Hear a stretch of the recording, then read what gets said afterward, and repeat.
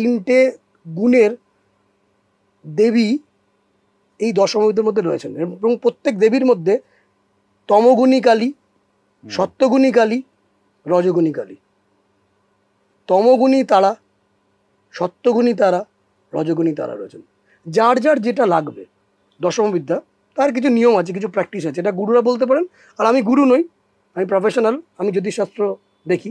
আমি দেখে নিই স্যাটার্ন যদি কোনো কারণে নেগেটিভ কাউকে ফল দিচ্ছে, যখন কারোর মধ্যে কোনো আতঙ্ক আসছে, সীমাবদ্ধতা আসছে, ফিয়ারফুল কনটেক্সট আসছে, বা কেউ দেখা যাচ্ছে যে কাউকে কেউ জোর করে খাটিয়ে নিচ্ছে কিন্তু উপযুক্ত রেমুনেশন পাচ্ছে না, খাটিয়ে নেওয়ার পর তার জন্য সে আপ্রাণ করলো, যখন তার কাজটা শেষ হয়ে গেল তাকে সরিয়ে দিল, তাহলে স্যাটার্ন খারাপ আছে।